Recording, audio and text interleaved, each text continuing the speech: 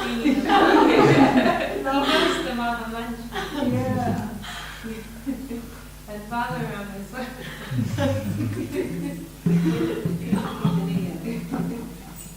They're already here too.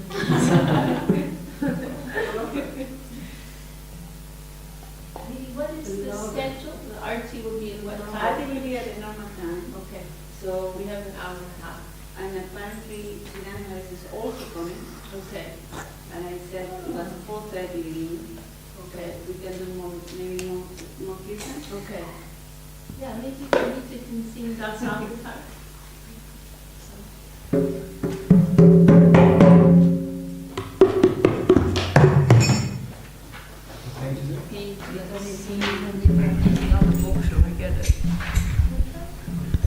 We can share this one. What page? 250.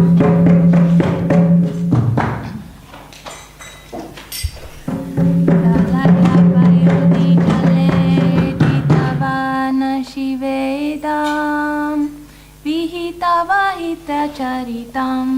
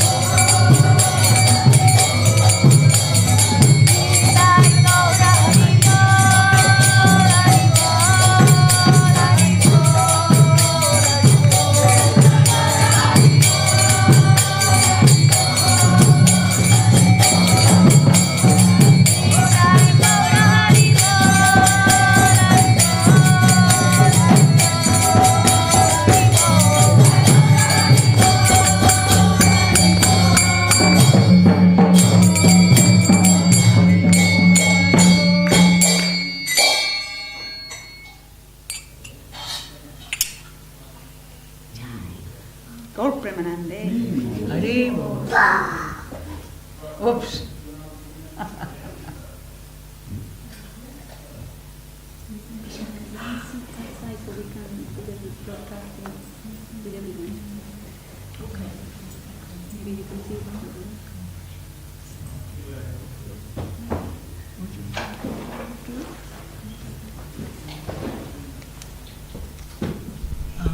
Yes.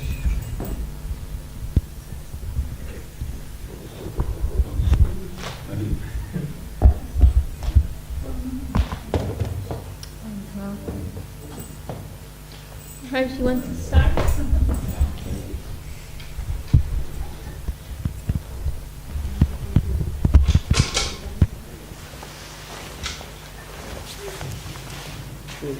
What have you done so far? We've sung some Sripad. Yeah. I think it's time to start I think it's time to start the study. We're going to have arti at 6 o'clock.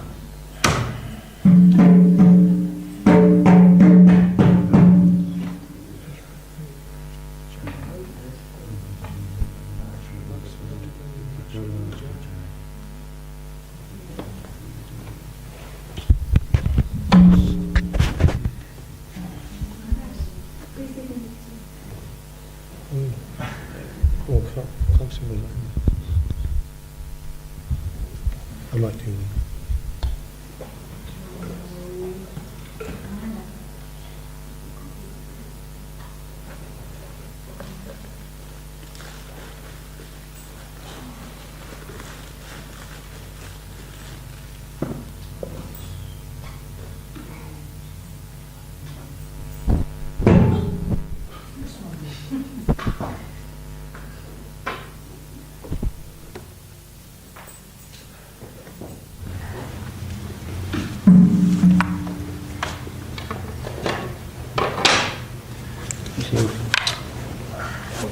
Better sit in that chair just so you can hear me better. Yes, that's right.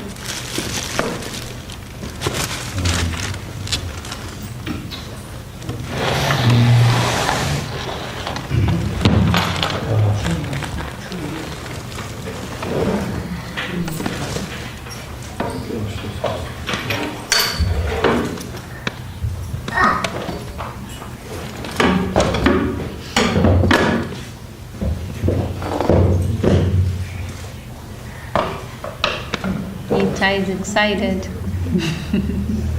Today's appearance day of Bhakti Vignanashna Bhagavan Nrsimha Dev, also Srinivasacharya Prabhu, also Lord Buddha Dev. It's Buddha Purnim, actually, being the full moon today, Chaturdashi.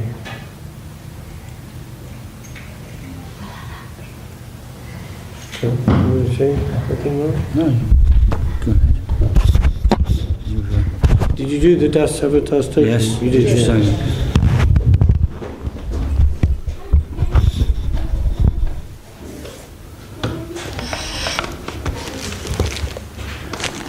So everybody knows the story, I suppose, of Lord Nrsimhadev's appearance, why he appeared, and to protect his devotee Prahlad, as in the Bhagavad Gita, where Krishna says, Yada yada hi dhammasya glanir bhavati bharata and pavitranaya sadhanam vinasaya chaduskritam. Wherever my devotees are repressed, tormented, ill-treated, etc., then I appear to protect them and to re-establish the true course of religion.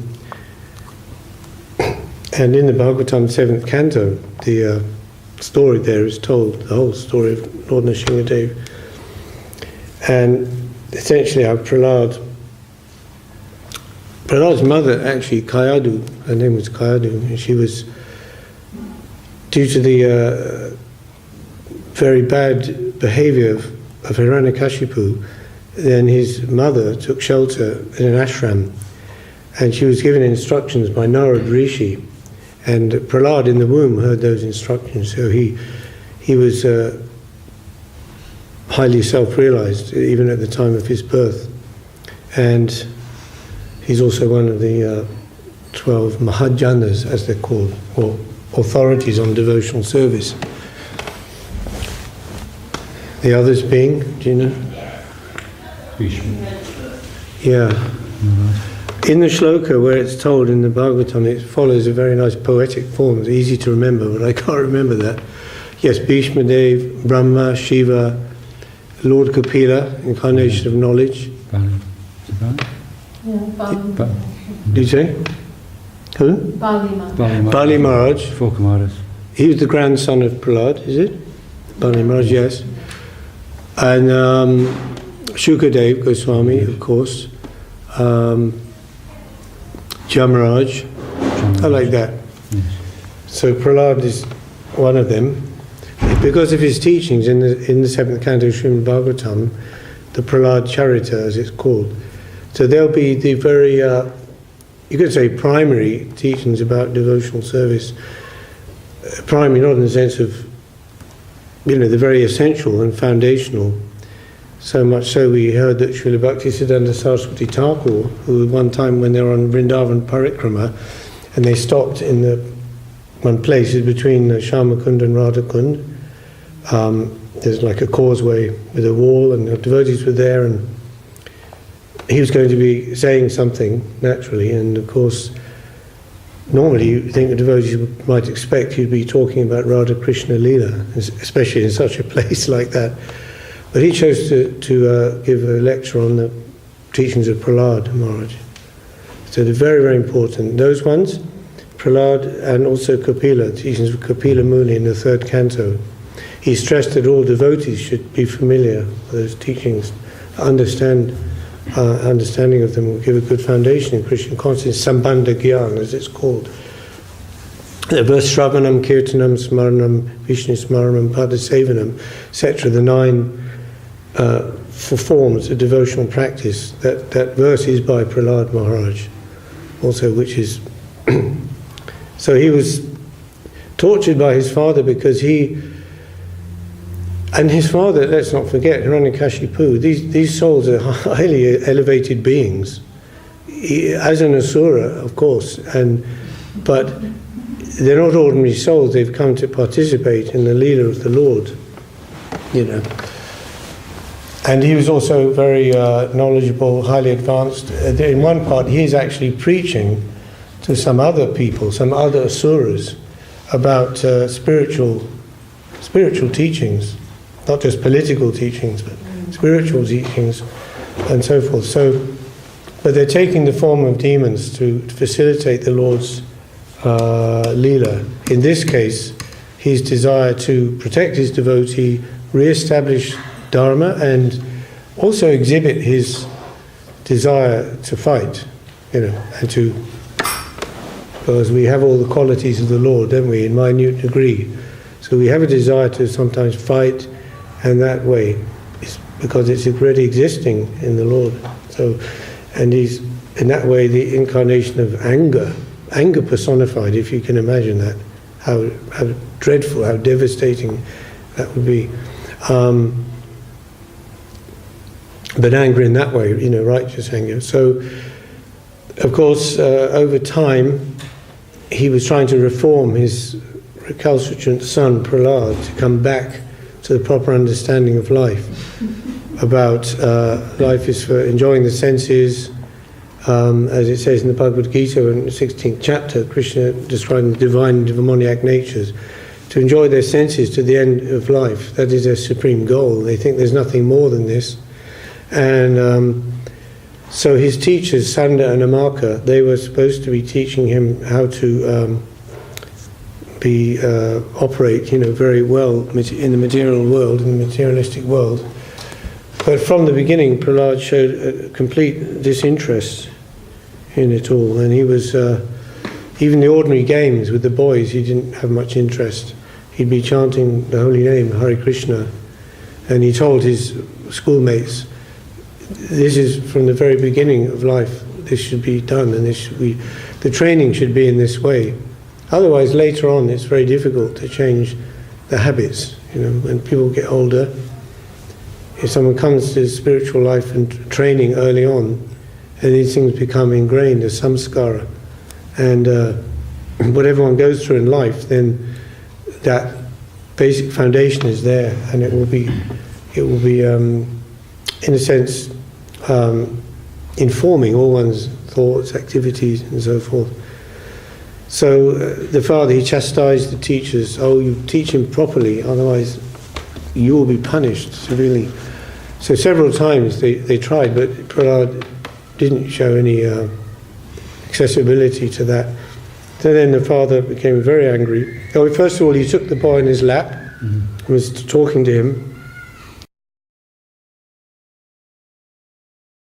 You should do your lesson, and so forth and so forth. But that also didn't work. When he asked him, what is the goal of life? What do you think is the goal of life? And Prahlad said, oh, devotional service of Lord Vishnu. So that didn't go down at all well. Because the demons, of course, are sworn enemies of Vishnu. And Vishnu Hiranyaksha. Too pleased. And also his brother Hiranyaksha had been killed, all right, by Lord Vishnu previously. In the Vamana, the Varaha Leela, killed by Lord Varaha. So that history was there. So then becoming angry, he threw the boy from his lap, and he was giving him to the guards to take him away and put him in the prison. And then they tortured him, as you know, in so many ways, so many different varieties of ways. But every time he was just fully dependent, full confidence and trust in the Lord, as we find in the Prapannajivanamritam, in the 6 ways of surrender. I mean, they're all connected. They're not like separate ways. If you have your hand, all the different fingers, they're all individual, but they're also all one as well. So, favourable, what is favourable, accepting the favourable and leaving the unfavourable, and full confidence in the Lord's protection. Embracing the Lord's guardianship first, then full confidence in the Lord's protection, full self-surrender, surrender and humility. So that full confidence in the Lord's protection exhibited perfectly like Prahlad. And he was chanting the holy name, and absolutely no fear at all. He knew he was totally protected and loved by the Lord. And so all their attempts failed. They put him in the boiling oil, he was unaffected. Then they put him in a blizzard, in terrible conditions. Then that was with poison, enough to kill elephants, and he naturally offered the food and it became completely pure. He was fine. In this way it went on. Threw him from a cliff, top of a high cliff or mountain, but he's unaffected. And then, so finally, the father said, "What is this?" He couldn't understand. He said, "Who is protecting you?" "Oh, the Lord Vishnu." With how the story was built up, the benediction which Hiranyakashipu received from Lord Brahma, because of his severe austerities, so much so that his whole body became wasted, all the flesh was eaten away, and he was only a skeleton remaining, and he was keeping alive by moving his prana through the bones in this way. Severe austerities, and Lord Brahma said, "I'm pleased with your penance. What benediction would you like?" So he said, "Oh, can you make me immortal? I will never die."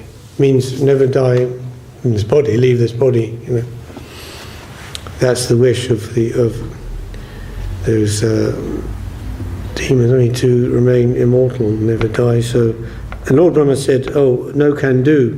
I also have to die. My lifespan is extremely, extremely long. Eons and eons of time by human calculation.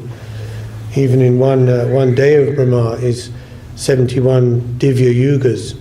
And Divya Yuga is 4 ages, Satya, Treta, Dwapara and Kali. So that's called a Mahayogui or a Divya Yuga. 71 of those in one day of Brahma. And Brahma lives 100 years. So he said, "But I also have to die then."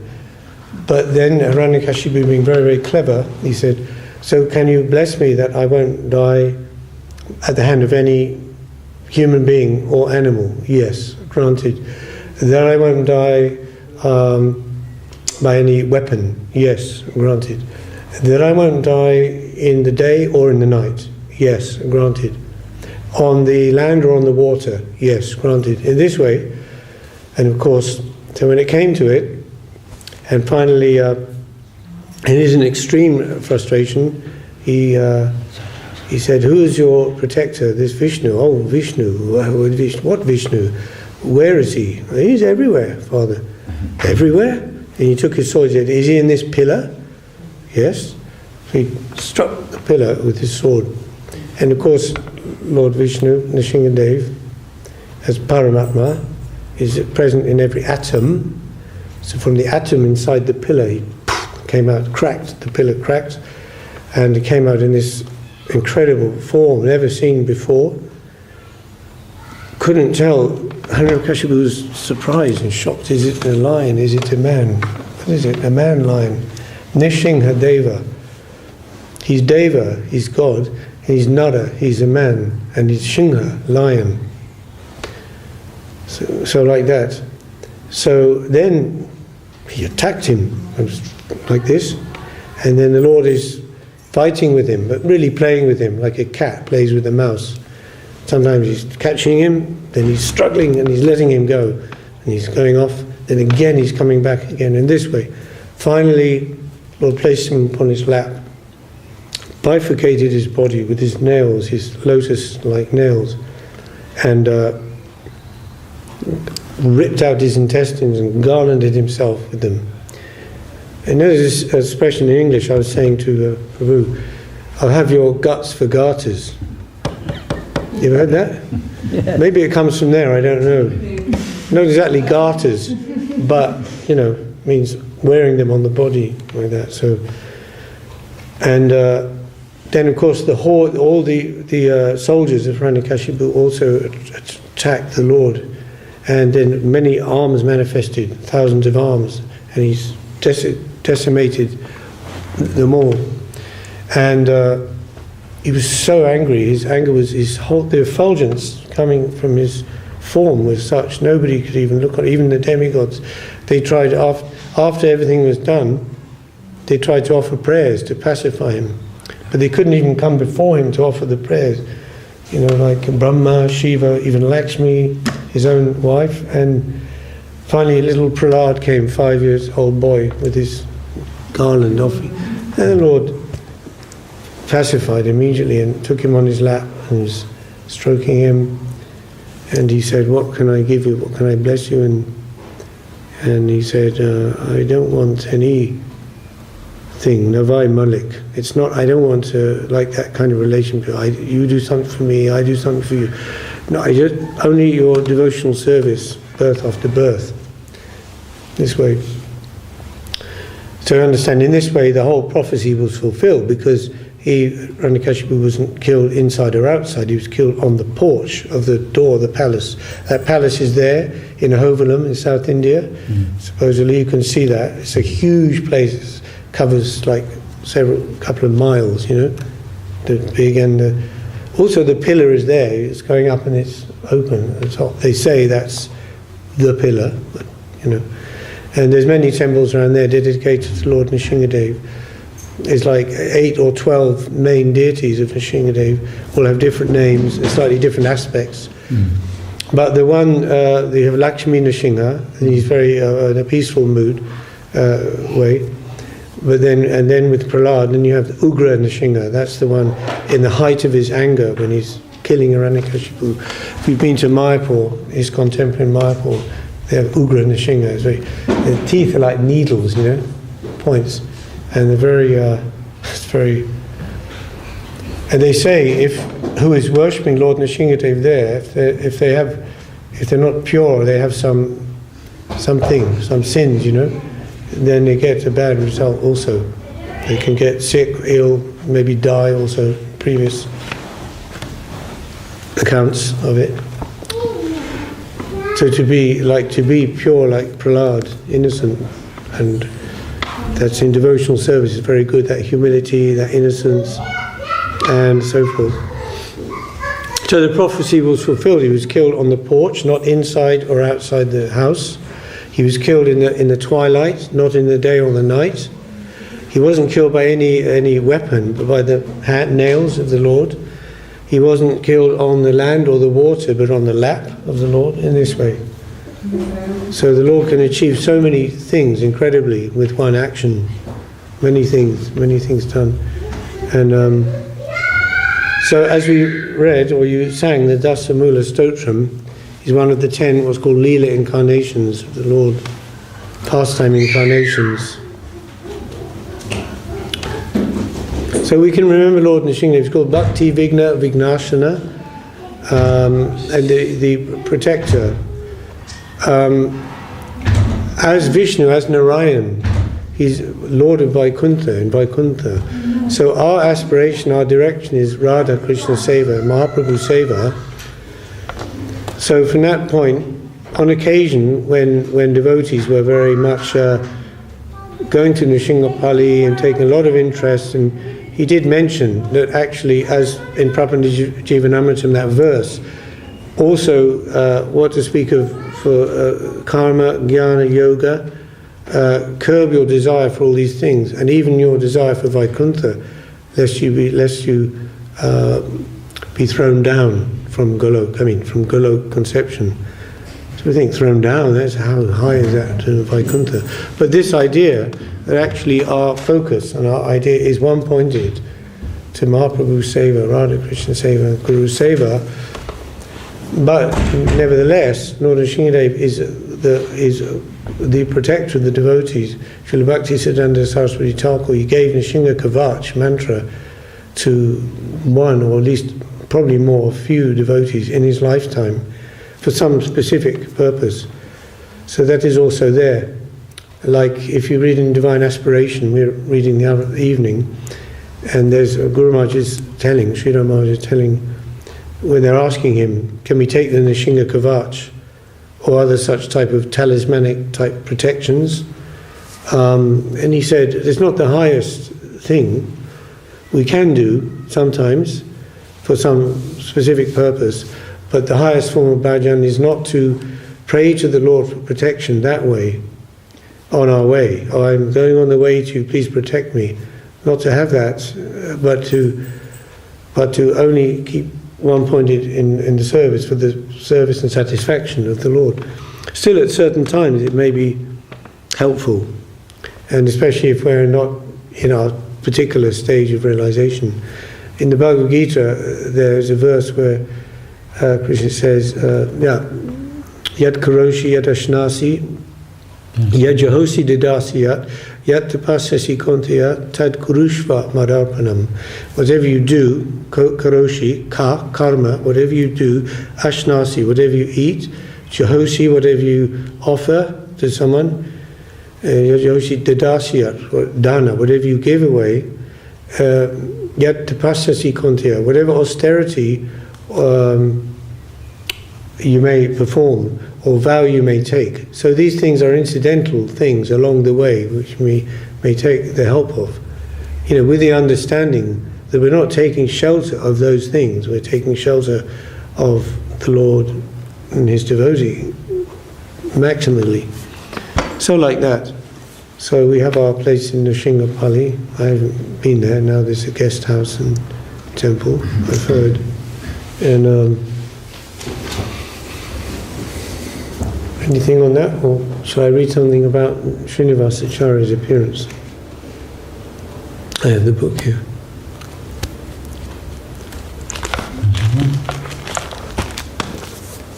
You want to say anything? Yeah, maybe after you. Okay. Yes, thought I'd say one little announcement. You probably know about it, but there is a tour of being organised of South India to visit many of these, visit Ahovalam and many other of the temples which Mahaprabhu visited, including Tirupati and Kurukshetra, but they're mainly, it will be temples dedicated to the Leelas of Lord Nrsimhadev. And after Prahlad Maharaj has pacified Lord Nrsimhadev, then it leaves then it's possible for the other great devotees of Lord Nrsimhadev to actually help to pacify him also. And in just outside city of, I think it's Shringala. No, it's not Shringala. I think it's just outside Vijayawada anyway. There's 2 temples dedicated to the Leela of Lord Nrsimhadev after the killing of Hiranyakashipu. One is called the Lakshmi Nrsimhadev temple, and one is called the Pana Nrsimha temple. And one is on a hill. The Pana Nrsimha temple is on a hill, and Lakshmi Nrsimhadev temple is below. It was visited by Mahaprabhu. Both temples were visited by Mahaprabhu. And he doesn't need pacification, of course, but he gives the opportunity of service by the devotees to actually pacify him and show his love and affection for them. And I had the good fortune to go there to these 2 temples some time ago. And a drink is offered by Lakshmi to Lakshmi Devi to Lord Nrsimhadev, and that every day they produce hundreds of gallons of this drink. It's made from jaggery, which is gur, jaggery water, and cardamom and black pepper, and there's another ingredient which I can't remember. And it's a very the deity of Nrsimhadev has a kind of plate in front of his face and a gap where the drink is offered to him, and it's always half that drink is then taken and distributed to the devotees, and it's one of the most amazing things. Good drink. It was given to him so he was very hot and bothered apparently, and to cool him. And you walk up the hill, and on the way up there is the footprints of Mahaprabhu where he rested. And Bhaktisiddhanta Saraswati Thakur actually got a little temple there dedicated to that. And it's only one pujari who looks after it, and it's run by the Gaudiya Math.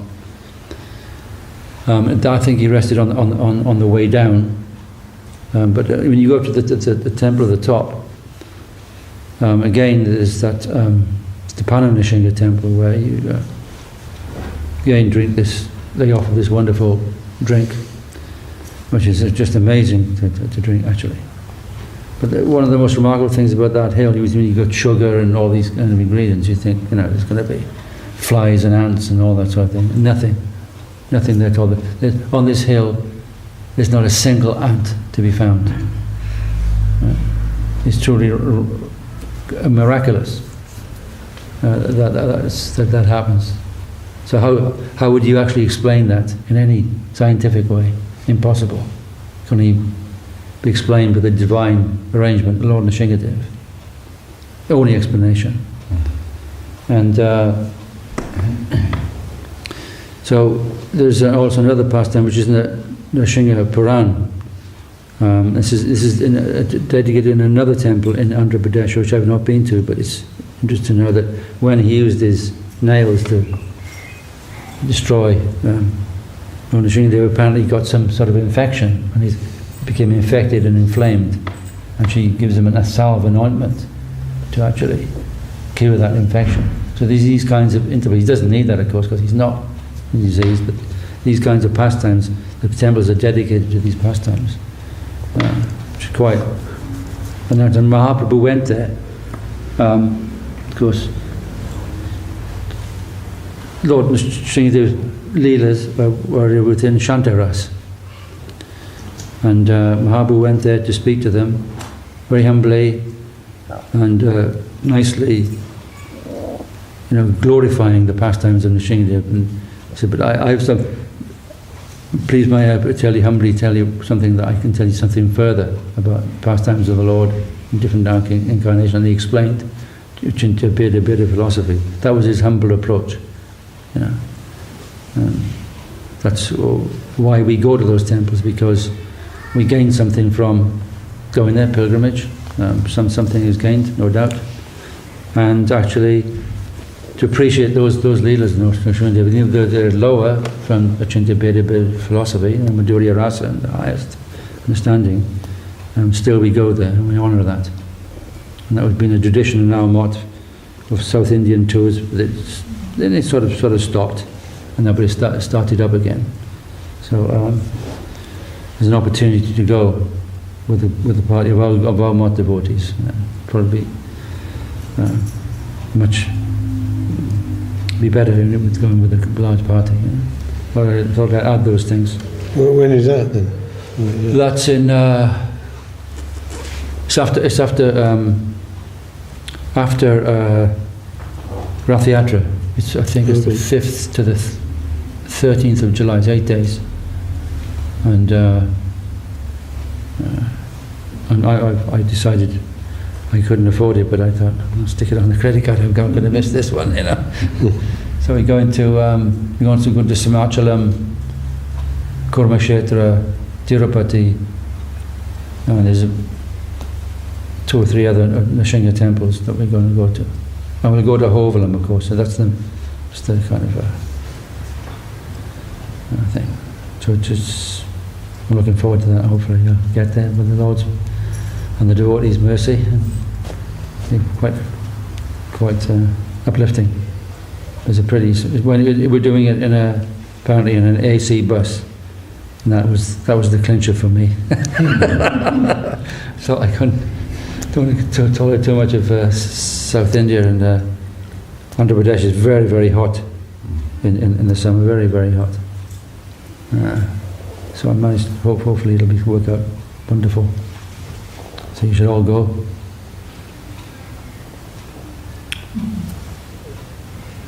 Hare Krishna.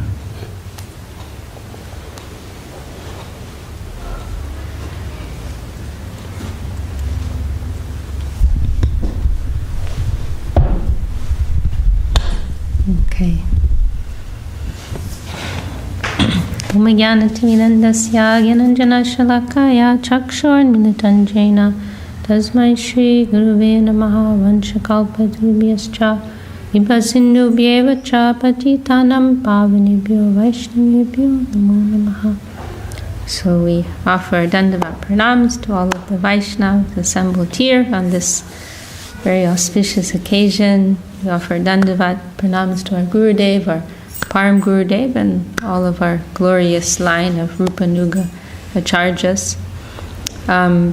Today is a very special day. We are, as it's been mentioned, we are worshippers of Shri Radha Krishna and Shri Chaitanya Mahaprabhu, and we're giving some honor to the various Vishnu avatars, but not so much attention. But amongst them, Nrsimha Dev has a very special position, and Srila Param Gurudev Srila Sridhar Maharishi established that in our Jayadwani we would chant Shuddha Bhakti Vigna Vignashai Shri Nrsimha Dev. Our respects to Nrsimha Dev, who is the remover of obstacles on the path of pure devotion, and also Bhakta Prabhata Prahlad Maharaj Ki Jai, who is the best amongst the Bhaktas, Prahlad Maharaj. So Prahlad Maharaj has a very special position. The Leela is very important for us. Very, very central things are highlighted in this Leela.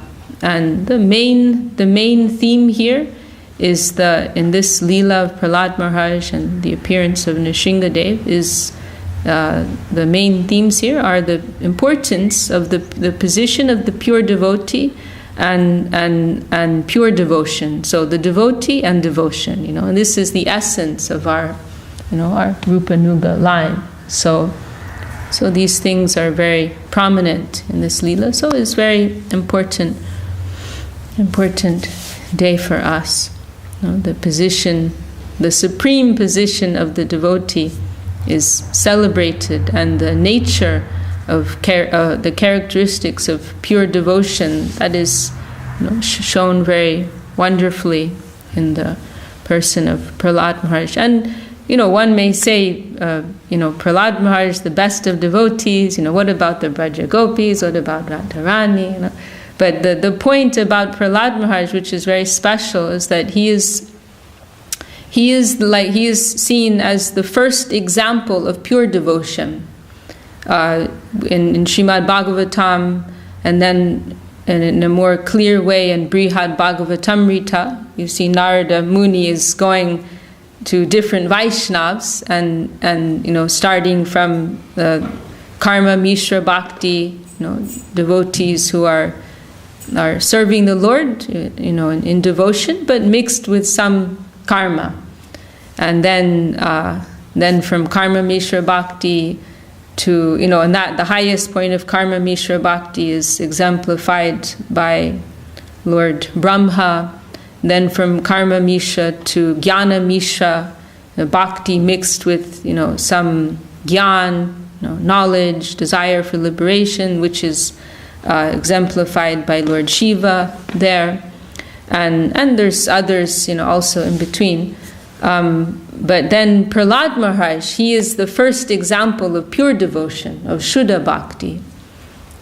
So, in that, it's so wonderful, the sequence in Brihad Bhagavatamrita. Narad is going to a devotee, and then the devotee is saying, "Oh no, I'm nobody, go to so-and-so." And then they say, "No, I'm nobody, go to so-and-so."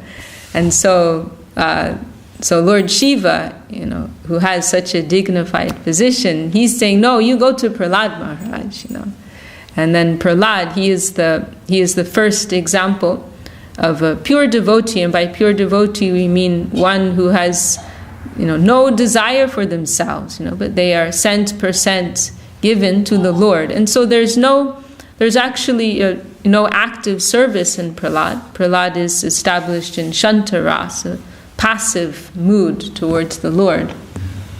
But he's fully adherent to the will of the Lord, and he is fully given in that mood of service to the Lord, although he's not actively serving.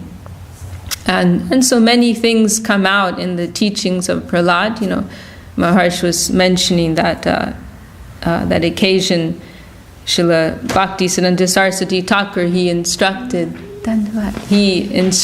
one of his disciples, sannyasi disciples, I think it was Bharati Maharaj, when he was going to lead the Vrindavan Prikrama, he told him, emphasize the teachings of Prahlad Maharaj, because these are setting the foundation. And so this point of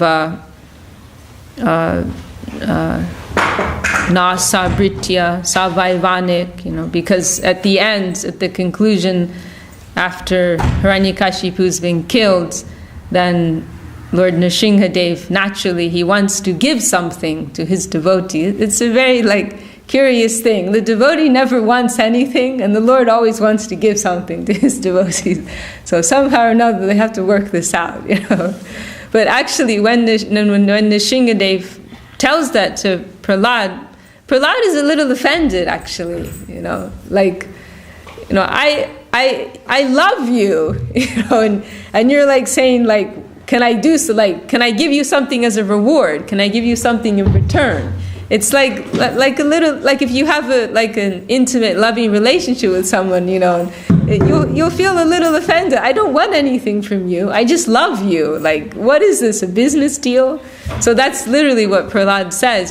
One who's serving you and wanting something in return, they are not a britya. They are not a servant, but they are a vanik. They are a merchant. That's a business transaction.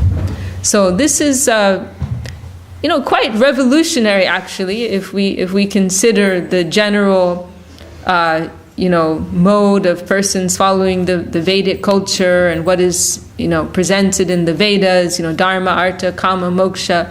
But this concept of just what is shown so clearly in Bhagavatam and by Mahaprabhu of just selflessly serving the Lord and not expecting anything in return, it's actually kind of revolutionary. So anyhow, Prahlad Maharaj, he wonderfully exemplifies this pure mood of devotion. And so many, there's a number of important verses there in the teachings of Prahlad. He gave us the Shravanam, Kirtanam, Vishnu Smaranam, the 9 practices of devotion. That's of course very significant. Then also there's 3 verses in particular which are quoted very often by our gurus, and the third of those is another important point made by Prahlad, that we need the connection of the Vaishnava, that we cannot directly approach the Lord, that Naisam Matistavadarukarmam Grim Sprishatyanarta Pagamo Yararta Mahiyasham Paravajobhishekam Niskinchnanam Navrinita Javat. And if you're looking at the context, it's actually quite humorous, because what he's saying I don't know if he's being sarcastic, but he's telling his, demonic father that the only way you're going to get ahead in life is by bathing in the foot dust of the devotees of Lord Vishnu. Because Prahlad, he's propagating the teachings of devotion amongst his schoolmates, and Hiranyakashipu's going crazy trying to find out, where is he getting this from? And he doesn't know. He learned this in the womb. And so first he's attacking, he's blaming Shanda and Amarka, and they're like, it wasn't us. And so desperately Hiranyakashipu's trying to figure out, how did you find this out? How did you get this? And Prahlad, he answers in a kind of a matter-of-fact kind of way, telling him how you can get this, how you can get Vishnu Bhakti. And how does the first verse go of those 3? There's Nate Vidu Svarta Gatim Hi Vishnu, but the one before that, how does it begin, Maharaj? Or he's saying those persons who are very controlled by their senses, they cannot get this, Krishna consciousness, through their own attempts, through the attempts of others, or through a combination of the two. If you're too fixed on your own empiric approach, or your own attachment to sense enjoyment, then it's impossible to get this. And then the next verse, Nate Vidu Svarta Gatim Hi, Srila Maharaj quotes this many times. Nate Vidu Svarta Gatim Hi Vishnu Dorashaya Je Bahir Arta Manina Andaya Tande Rupani Yaminas Tepisha Tanchiyam Urudamni Pada. Very wonderful verse, saying that persons who are very fixed on the outer aspect of things, bahir arta manina, they consider what is bahir, what is external, to be something valuable. Not tevidu swarta gatim hi Vishnu, not understanding that the real goal of life is Vishnu. Not able to recognize the substance, the essence, to understanding the real purpose of life, but being attracted by the superficial, by the covering of things. Those persons, they will take shelter of someone who's just as blind as themselves. What the blind leading the blind, and they'll continue again and again in this, samsara, this world of samsara, entanglement, karmic entanglement. And then he concludes with this verse about the Vaishnava. The only way you can get this, my dear father, is by bathing in the foot dust of the devotees of Lord Vishnu. This is the only way, You need to get the grace of if you want to get whatever I have, then this is the method. You have to have the connection of a Vaishnava, And so then, of course, Hiranyakashipu, he completely, loses it, to say the least. And today is also very special for us because it's the day that our Gurudev, he came to join the Mat, you know. So like Gurudev's birthday in one way, you know. And I believe it's one of Prahlad Maharaj's verses. When Gurudev, he was in the village of Nadangat at that time. He was an apprentice to a doctor, and he was living like a very happy, carefree life, you know. As he said, you know, everybody loved him, and he loved everybody. You know, the rickshaw wallahs loved him, and he would play football in the afternoon with some of the local boys, and had like a very happy life, you know. And then these Gaudiya Math people came,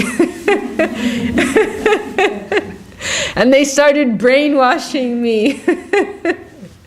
Gurudev used to say, they brainwashed me, you know, this body is nothing, this life is nothing, you know, this world is nothing, everything's going to vanish. Then things got complicated. And in particular, and they were from Sri Chaitanya Saraswati Math. Srila Sridhar Maharaj would send out a small group of brahmacharis, you know, to local villages, and so like about a week before Nrsimha Chaturdashi, a small group of these brahmacharis came, and they would every evening they would hold some program in the center of the village, and Bhagavatam classes and kirtan, and they took a liking to Gurudev, you know, immediately for obvious reasons, you know. But also he was a very good mridanga player. So they were very happy to have him with them, and Gurudev, you know, was spending time with them and hearing, you know, day after day. They were there about a week, I think, hearing the classes, and Gurudev mentioned how the classes impressed him very much because they were coming with a particular angle, you know, angle of vision, you know, being schooled in the Gaudiya Math, you know, under Srila Bhakti Siddhanta Saraswati Thakur. So, you know, like Bhagavatam was like a very generic thing, Bhagavatam recitation. It was like a very generic thing, but the way that they were presenting it, you know, it impressed Gurudev. They were coming with something fresh, with some fresh angle, some like I think he used the word revolutionary. It was revolutionary. It was something totally different he hadn't heard before. There was one Sudarshan brahmachari, one what's the other one Gurudev would mention? The one who took him across to the mat, and I don't remember. Jayadvaita was his name. But in particular, Gurudev mentioned two verses which impressed him, that he heard them. Maybe it was Sudarshan who explained them. There were two verses from Bhagavatam in particular which they explained, which really struck him. And one was this Gurur nasa syat swajano nasa syat pita nasa syaj. This verse saying that, you know, that guru is not a guru, that father is not a father, that husband's not a husband, those devas, they're not fit to be worshipped, that and like this, that mother, and so on and so forth. All of these persons who ordinarily have very dignified and worshipable position within the Vedic society, it's saying they're not worthy of that position. They are not worthy to be honored. If, you know, na mochiyed ya samupeta mrityam, if they cannot save you from the cycle of birth and death, you know, if they can't really give you anything substantial, no, then of what use are they actually, you know? So that was, and I was hearing one of Param Guru Maharaj's talks that he gave on this day, and he was kind of linking this verse with Prahlad Maharaj's Leela, because Hiranyakashipu is Prahlad's dad. Like, you know, what kind of a dad tortures his son?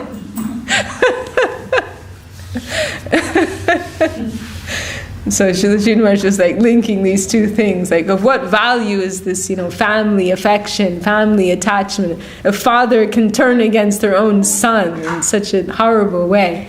And what was his fault? That he loved God. That was his crime, that he worshipped Lord Vishnu. So what of this, this family attachment? And then there's another verse. I think this was spoken by Prahlad Maharaj in his teachings when he was teaching his schoolmates. Because this is so wonderful, Prahlad. He was holding extracurricular activities, like secretly spreading Krishna consciousness. And there's a very wonderful description in the Bhagavatam how these boys, they were the sons of demons, but they were like young and innocent and fresh, and they were attracted by what Prahlad had to say. He started a revolution. And there's a very beautiful description how these boys, they all gathered around him with these wide eyes. I think it used the analogy of bumblebees, these wide eyes, very eagerly, hearing what Prahlad had to say. So Prahlad, he boldly instructed them in the teachings of devotion. And I believe this is another verse which Gurudev heard, which impressed him very much. I believe that is also one of Prahlad's when he was teaching them.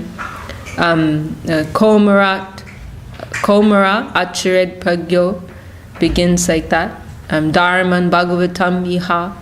It's saying that from because ordinarily persons think, I'll enjoy my youth, I'll have a good time, and then when I'm older and nothing works anymore, can't have fun anymore, then I'll think about God.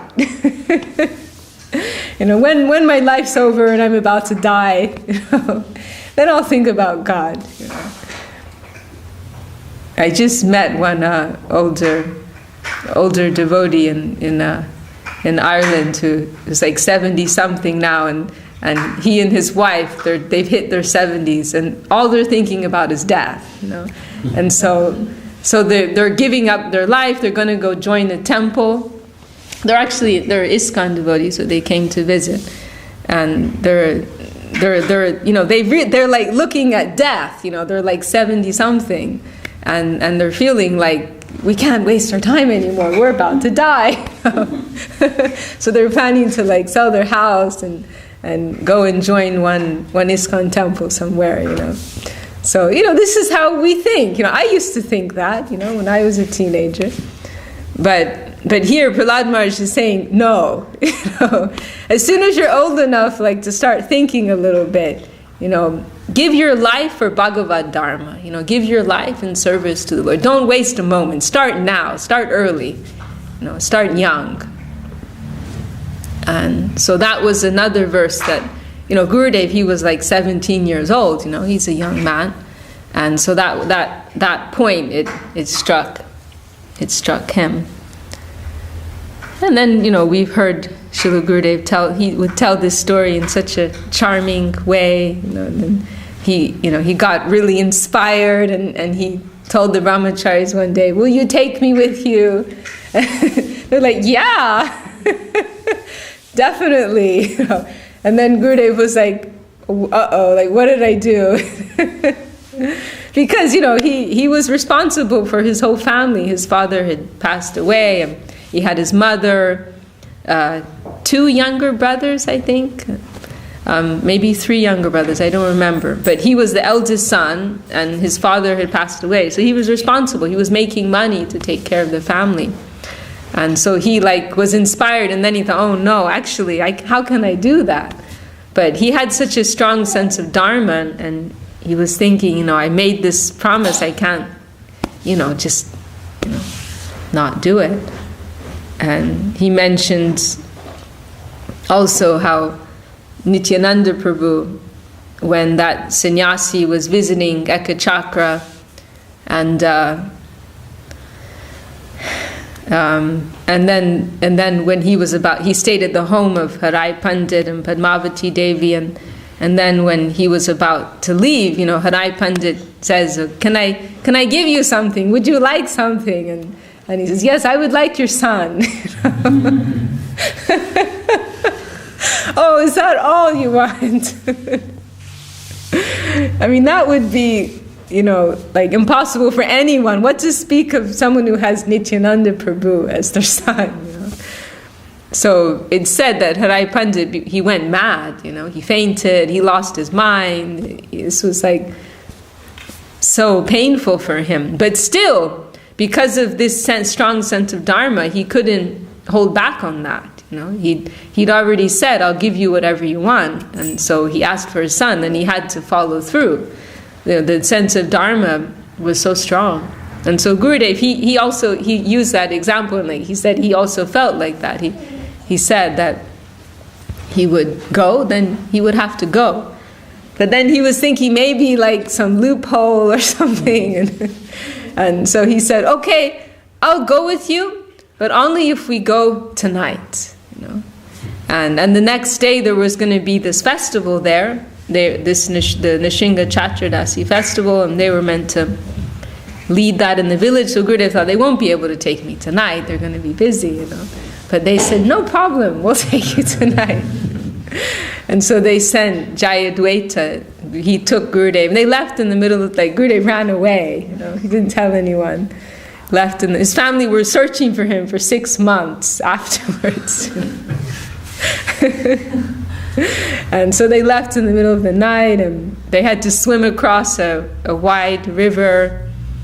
It was, there was no boat ferryman at that time, and then they reached the Mat, as the sun was rising, and Gurudev saw Srila Sridhar Maharaj from a distance. He said he was pacing back and forth chanting japa, and Gurudev said his first impression was of Sanatana Goswami, because Gurudev, he grew up in a very steeped in Vaishnav culture and hearing so many things from his family, and so he said he had some idea of what all these Vaishnavas of the past, what they looked like, like nowadays kids will be watching cartoons, right? They have their favorite cartoon heroes or whatever. But Gurudev grew up in this rich Vaishnav culture and hearing about all these great acharyas of the past, and so he had some impression of what they all looked like. And so when he saw Srila Sridhar Maharaj, very tall, dignified figure, he thought of Sanatana Goswami. He looks like Sanatana Goswami. And then Jayadvaita, he brought Gurudev to Srila Sridhar Maharaj, and he told him to give his dandavats, and Jayadvaita gave some introduction. "Oh, we found this very nice boy, and we've brought him here to stay." And then Srila Sridhar Maharaj, he asked Gurudev, he looked at him and he asked him, "Can you stay here?" And Gurudev was a little hurt by that question, because he said, "I was a simple village boy. I had no diplomacy. So if I said something, I meant it." And so I already said, he was feeling, I already said I would come. And now as soon as I arrive, I'm being asked if I can stay. Are you implying, I'm not telling the truth, or I'm doubtful or something? So he felt a little hurt, by that question. But then Gurudev said, but then later, as time went by, I understood why he asked me that question. Because temple life is very difficult. And then Srila Sridhar Maharaj asked him, can you follow me and not your mind? Can you follow what I say and not what your mind tells you?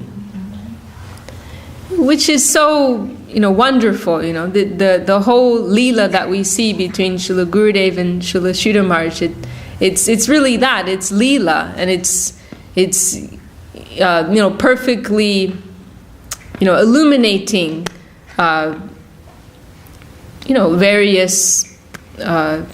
various points, various points of devotion And so this, this is really like the starting point of spiritual life.